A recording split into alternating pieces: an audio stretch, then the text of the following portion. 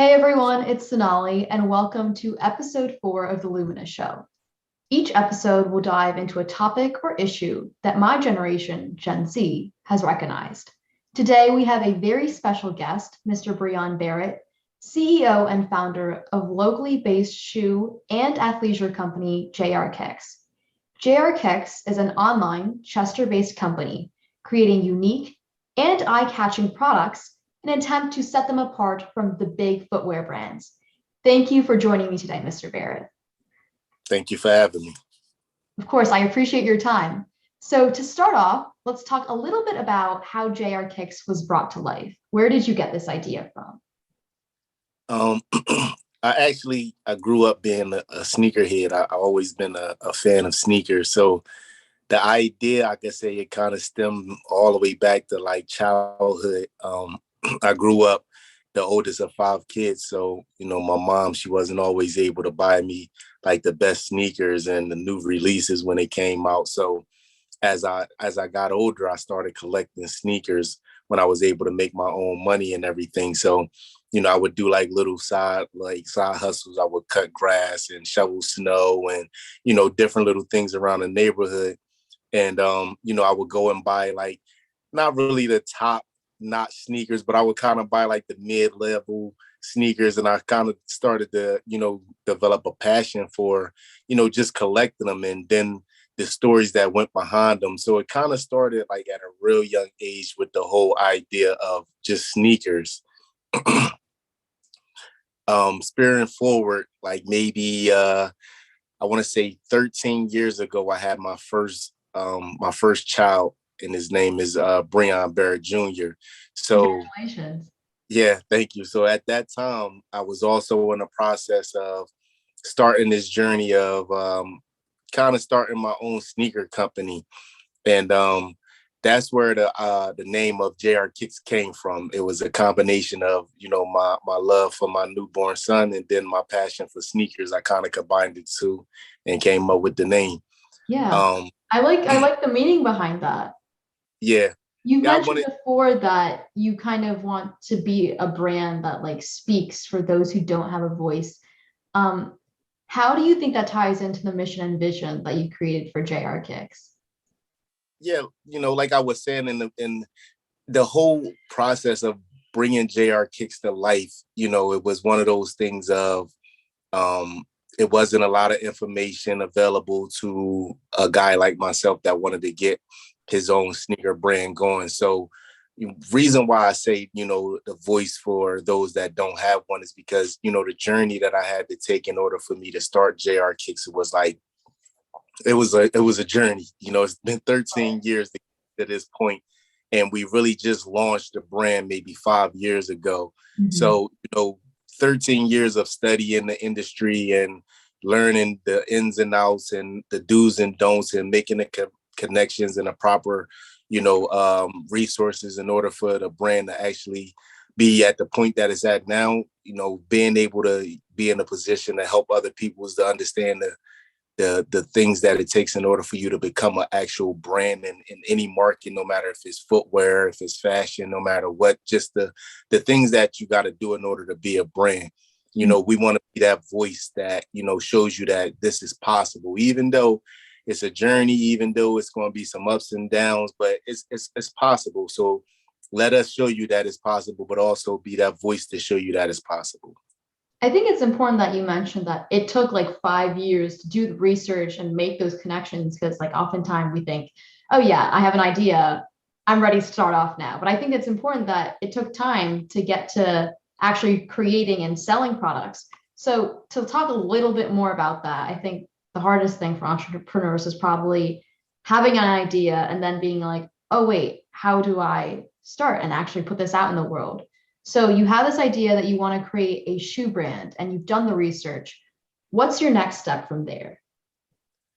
Man, honestly, if it was like a 1, 2, 3 step thing, I think we will all be entrepreneurs. But it's one of those things, you get the idea, and then like you're saying, you trying to figure out, all right, what's the next step? But the next step is just to make a move on the idea. And then from there, when you kind of start in something that you're not familiar with, or you don't really have a mentor, or, just people that you can go to and gather ideas of how to, do it, it's really more trial and error than it is anything. You learn through your failures. So I would say, really just taking that first step into that idea, whatever that idea is, take the next step. If it's talking about it to, family and friends to see what their ideas might be. If it's, throwing it out there to see, how other people will respond to it. If it's doing the research or getting the information that you need to get things going, whatever it might be, whatever that step is, just take it. And then from there, it's like almost like a snowball effect. It'll start to take on effect by itself as long as you don't quit. Mm-hmm. That's the main key to the whole entrepreneur making it to the top process, is not quitting, just being able to, see those tough days through and know that, through the tough days come better days. So what would you say was your first step when, you thought about this idea and you said to yourself, okay, now where do I go from here? Knowing that you don't necessarily have those established connections yet of who to talk to. So what my first step was, I talked to a buddy of mine. He was a pretty big sneaker collector at that time. He had like a collection that was like 4 or 5 times the size of mine. I think I might have had maybe 50, 60 pairs at the time. And he might have had maybe like 400, 500 pairs. Whoa. So, I went to him with the idea of, starting a sneaker company, because he just had, he had more involvement in it and he knew more about it than I did. And he kind of really steered me away from it. He kind of told me like, man, they're not going to let you in this. It's a multi-billion-dollar industry. And, coming from where we come from, they're not going to let you, just walk into, the sneaker industry. And in so many ways, it was kind of discouraging, but in a lot of ways it was motivating too, because it made me think like, man, Nike did it, Adidas did it, they had to start somewhere. So from after talking to him, I went and I started searching, one of the top sneaker brands in the world, Nike. And I wanted to, know how they did it, how Phil Knight came about, making this company and how they was able to, bring it to being what it is today.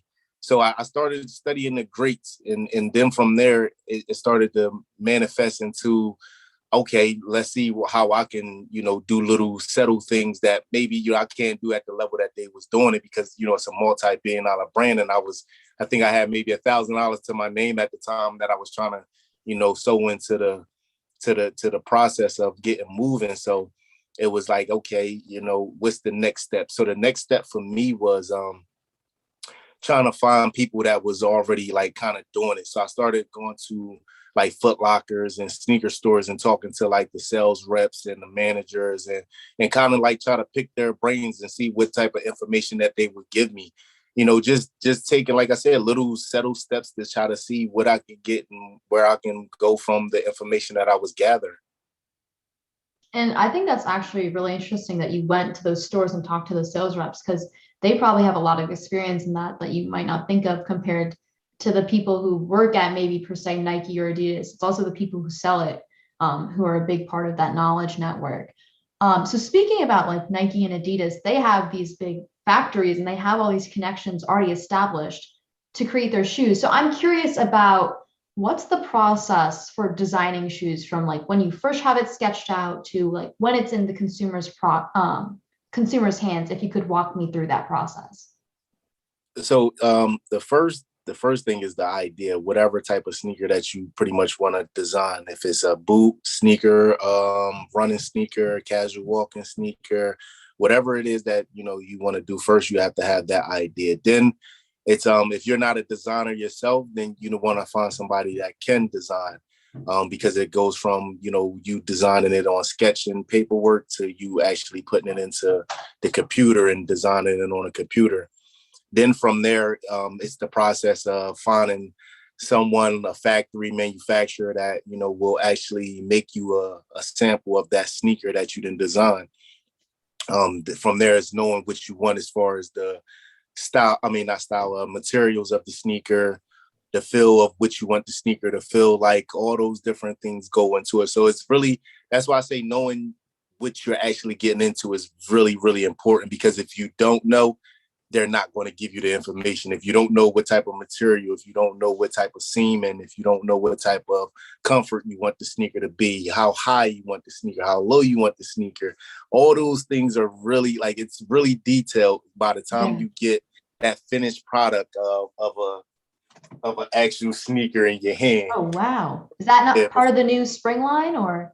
Yeah, this we dropped this last year of 2020. This was one of our spring lines. So before you actually get this in your hand, it starts off as literally something on a piece of paper that you kind of drew out. And then you got to go from the heel of the sneaker, then to the tongue of the sneaker, the mid section of the sneaker, the type of ripping you want on the bottom of the sneaker, how the stitching that goes into the sneaker, how far you want the stitching in between each stitching, like all of those things are key things that you need to know in order for you to make the sneaker, because again, it's not information that's shared with you. Nobody's going to tell you how to be able to do it. They really wait for you to say, okay, this is what you want and how you want it, in order for them to be able to give you what you want back in a product form. Right. So it seems like there's a lot of parts to this. So you definitely have to have a team. How did you get people to kind of buy into your goal and your idea when it was in your head and join your team? Honestly, I was working, and from people seeing me doing what I was doing, they started to reach out and they wanted to be a part of the movement, because it wasn't just making sneakers. I created a whole brand around it. So the entrepreneurial work that I do in my community, the give backs, the different events that we do as far as a brand, all those different things, people would see me out and about, and they would, inquire about the brand, and then they will, add their input on, how they can help me in different, factors of the brand. So it wasn't one of those things like I really, set out to have a team of people to, kind of back me. It was like I just set out to start chasing my dream, and those people started to kind of pop up out of nowhere. Now I got I got design team, I got production team, now I'm working on the marketing team. So I'm all the different pieces that I need in order for the brand to keep on flourishing. And like, it's almost like it kind of falls out of the sky, but it's really just putting the work in. So I know your company is locally run. Do you also manufacture and produce also locally as well? No, a lot of our manufacturing comes from overseas right now. The products is cheaper, and you can still get great quality products to make them out of the country.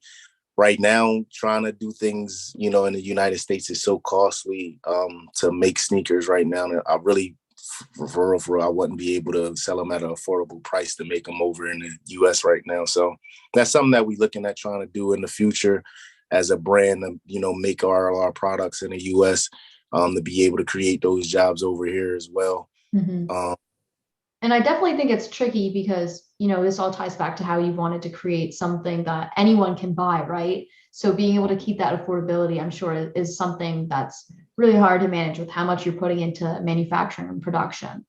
But I've been looking at a lot of your shoes, and they're really unique looking based on like color palette and things like that.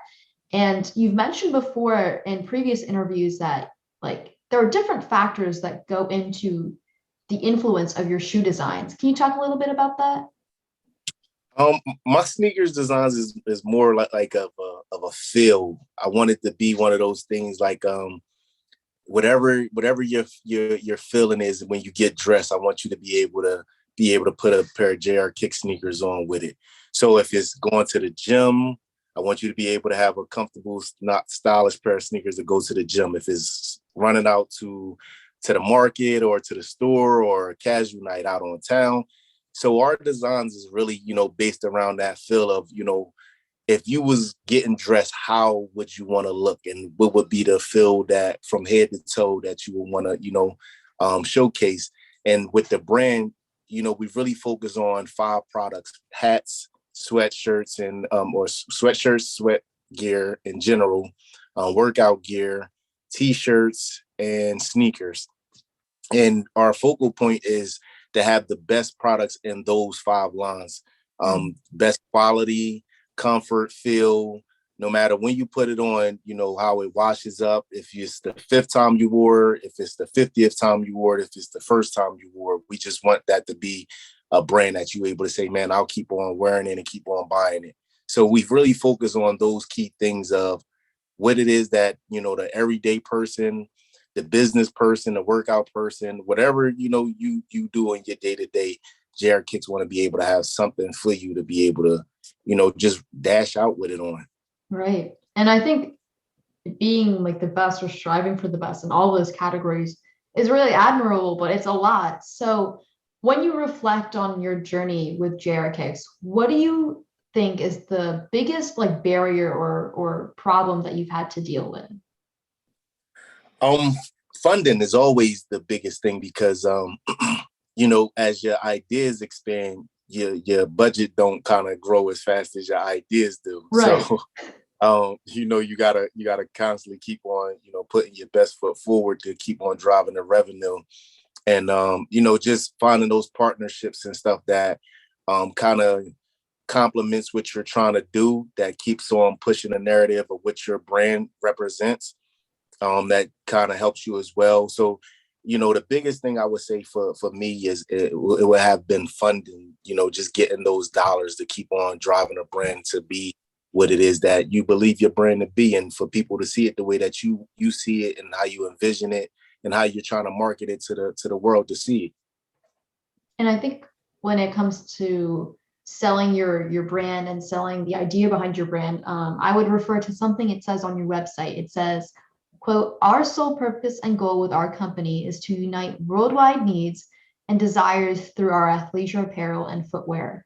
End quote. How do you hope to kind of promote that message in athleisure and footwear when dealing with companies or when selling to consumers? As far as consumers is one of those things, is like I said, is if everybody is kind of wearing it, everybody likes it, then it kind of takes it on a niche of itself when you build it within your own core of your brand. So, I look at it like this: when you put your brand out there to the world, the whole world is not going to accept your brand. But those that do accept your brand, you kind of build your own community within it. So as long as you're serving your community of people that's in your brand, you're paying attention to what it is that they're wanting and what they're requiring from your brand. It's really paying attention to that audience that you built, because it's really unique to you. And those that, wear it and that likes it, they take it into the world, and other people see it and then they ask about it. And for real, it's one of those things that I look at that, as long as you're staying, true to your core of your brand and what you're trying to do, no matter what, is going to build the community of people that's going to support it. And then when it comes to, the companies, most big companies or companies on the rise that see little companies, they could do one or two things. They either could buy them out or they can stomp on them. And it seems like, lately what it seems in business world is the brands that are making those moves, the bigger brands are more partnering with them and, doing collaborations with them than kind of stepping on them now, because it's like the new is eventually going to come. And I'd rather be a part of the new than, not be able to catch the trends or the waves and late to the table than, actually create it or actually help it to manifest into that way that, everybody thinks it's going to be. And I think that's the way of a lot of ways businesses are kind of like changing the narrative and doing that right now. They're kind of doing more partnerships and collaboration than anything. So as far as the companies, man, I think is just making those partnerships and making those collaborations with those that represents what you represent, or, have the same kind of understanding of what you're trying to accomplish. Mm-hmm. And I think the biggest takeaway from what I've heard you say is you follow what you believe in, and then your work speaks for itself. It has to be one of those things that you can't get the preaching and not have anything to go behind the words. So I'm always a fond believer of put the work in, and then you ain't got to do really any talking because the results is already there. Yeah, exactly. And then on top of that, on top of the community of people that, you've supported, who enjoy your product, I was scrolling through your website and there's an option to donate to the JrKickz Foundation or JrK Foundation. And I was reading and it says it supports programs such as back to school giveaways, sneaker drives, stop the gun violence walks, and entrepreneurial expos. And you talked about how you were doing that community work, and that's why people were so interested in hearing your goal. Could you talk a little bit more about the JrK Foundation and how you kind of hope to expand that? Yeah, the JrK Foundation was it is our nonprofit organization where we kind of created it because it went hand in hand with the mission of the brand. When I first started off, I started everything in my community. I started selling T-shirts out of my trunk, just going around, and I've been a barber for the last 13 years. So a lot of the people that know me from being a barber, they was coming to the barbershop, and that's how I kind of spread the brand. And then from there, it went to, me working in my community, doing different things because I didn't want to be one of those brands that just always took from my community. I wanted to, be one of those brands that also gave back to my community. So in the process of these giving backs, these book bag drives, these water ice giveaways, stop the gun violence walks and stuff, that's what came up with the idea of, man, we might as well just put it all in a foundation and, once a year, throw one big annual event in our community that supports all these different things. So it was really, it went hand in hand with the mission of the brand because it was who I am and who I always wanted to show everybody that I was as an individual. And then as the brand started to take on a life of its own, it became the same thing with the brand. Like, man, okay, this is my walk of life, so it's going to be the walk of life of my brand as well. So I just kind of just put the two and two together and made it, one thing, one movement. Right. And I feel like it's a great idea, but how do we get more people to kind of follow along in that track? I think just being an example. I think people really see others doing things and it gives them the motivation to say that they can do it. It's kind of hard to be motivated when you don't see it. It's a lot easier to be motivated when you do see it. So I think just being that example, me, that's always what I always been. Like I've never done anything for the sheer factor of I want people to see it or what people was gonna, do after they seen it. I always just did it because it was something that I wanted to do. It was something that was a part of me, something that I was really attached to because at some point in time in my life, it was a piece of my life that I felt, vulnerable to, that I wanted to express it through the brand. So in those doings, it opened up a lot of opportunities for other people to, kind of set on their own journeys. We do an entrepreneurial expo every year, and it's almost the 7th year that that we're going into for it. And it gave so many platforms for so many business owners, entrepreneurs, and even the city officials and stuff like cops and mayors and city councilmen and stuff like that, that all come out to the event. That most of the time people in the community wouldn't even know who these people was if they didn't come to this event. So like I said, it bridges the gap in so many different ways. And given the fact that it's a brand that doing it, people are more accepted to it than an individual, because you see a sneaker brand and you don't see a person. Mm-hmm. So it's a lot less resistance. It's a lot more collaboration and a lot more support from it. And that's why I say, I do it the way that I do it. It's not an individual thing for me. Right. It off as a personal thing, but Yeah. I'll do it as a brand. And I think especially now, those community-driven events are really, really important. Bringing together people of all different like walks of life together in one setting is always, always important. Something that I can relate to that you said is you've never done something just to like get other people's opinions. I think that's really relatable to someone who's in high school, like choosing your classes, doing clubs, having leadership positions. Always do, I think, what you want, right? And not necessarily what you want other people to have you do, or what you expect other people to think of you. And I think that's important, like you mentioned, in entrepreneurship or in your personal lives as a student, whatever that might be.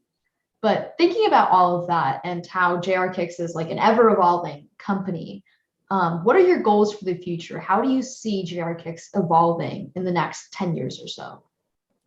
Uh, oh man, 10 years.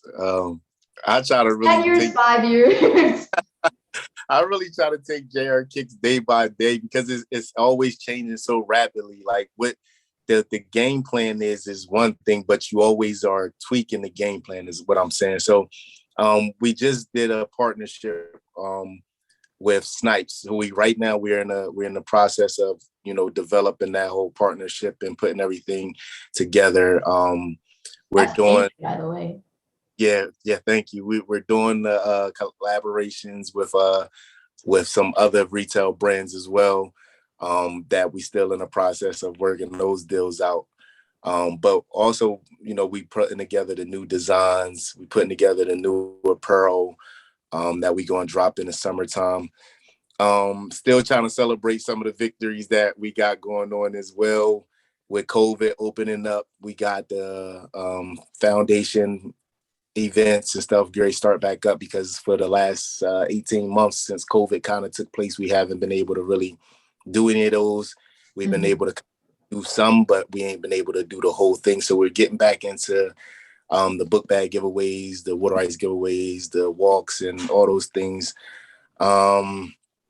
What else we working on? I mean, a lot. Even COVID, even with all of this, you're still doing a lot of stuff. Yeah, we just shot an Amazon series called The Sneaker Game. Yes. Yep. Yeah, so we got different people reaching out right now, like you, like different podcasts. I just Right. been out to from a bunch of different schools that want us to come and speak at the different schools and stuff. So it's a lot. So I'm really like, that's why I say I'm really taking JrKickz day by day, because it's so much that comes with the data day by day, and still kind of pushing the brand, and it's a lot. It's a lot. I'm glad you made time for the Lumina show. So to go to one of I think the most important question, or one of the most important questions on this list, when reflecting on your life and your childhood to now, February is a big month because it's Black History Month, and on your website, it says that you're a Black-owned business. What does that mean to you in terms of society today and moving forward? It's to me, it's breaking barriers. Like honestly, with I see JrKickz and what I've done so far. When I sit down and I reflect, I say I wouldn't have never done a lot of the things that I've done if it had not been for my brain. My brain allowed me to meet NBA basketball players, has allowed me to meet, recording artists. It's taken me to places that I wouldn't have never probably gone. Shaking hands with, real influential and important people. Just to deal with Snipes, man, the first independent Black-owned sneaker brand to, be introduced into their store as a footwear brand. Like, so, to be able to, something that I always dreamed of, having my sneakers up on a wall with Nike, Reebok, Adidas, Jordan, to now be in that position to do that.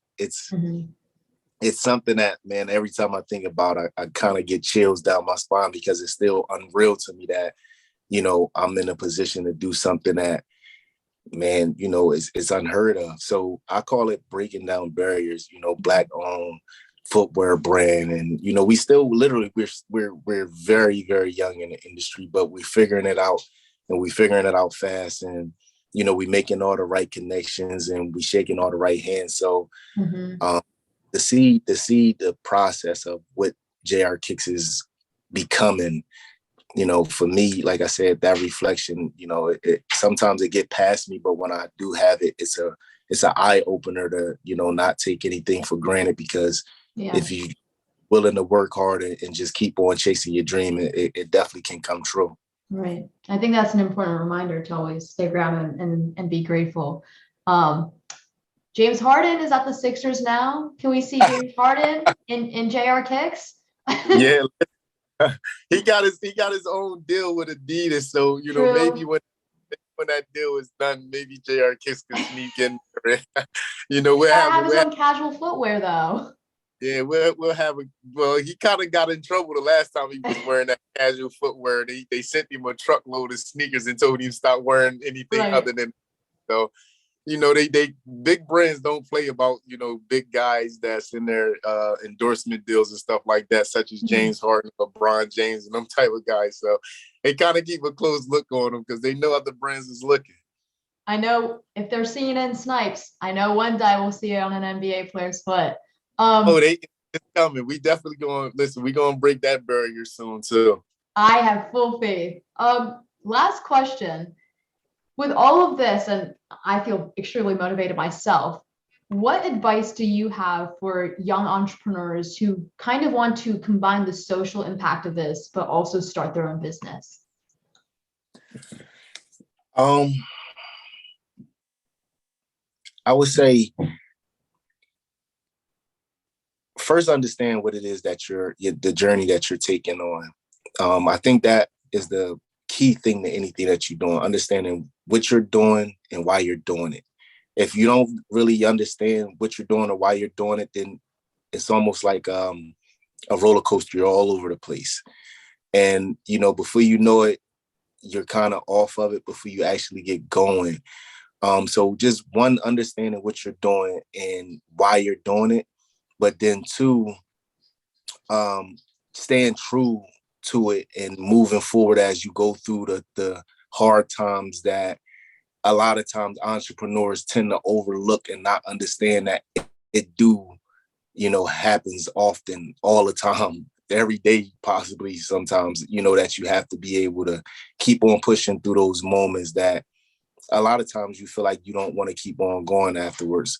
But it's those moments that when you get to the other side of the rewarding moments that you realize, man, I didn't quit when I couldn't figure out this, or I didn't quit when this is why I didn't quit. Those worth it moments, even though they can be, few and far, but when they do happen, they are the moments that you really look back and say, man, it was really worth it, and you really say, I'll do it again after you have those moments. You don't say it during, you don't say it during it. You only say it afterwards, because listen, had I not been able to be in a position with this whole Snipes deal, you can still tell me that is all worth it. But I can tell you now that it's worth it. Just don't quit, keep going, understand why you're doing it, stand true to why you're doing it. And, just keep pushing that narrative, even if you gotta, call an audible every once in a while, kind of switch up your blueprint, but just stay the course. I think that's a positive note to end off on, and very important advice for my generation. Thank you so much for joining me, Mr. Barrett. I really appreciate it. Thank you for having me. I really appreciate it. And thank you everyone for listening. I'll see you for the next episode of the Lumina Show with me, your host, Sonali. Bye for now, everyone.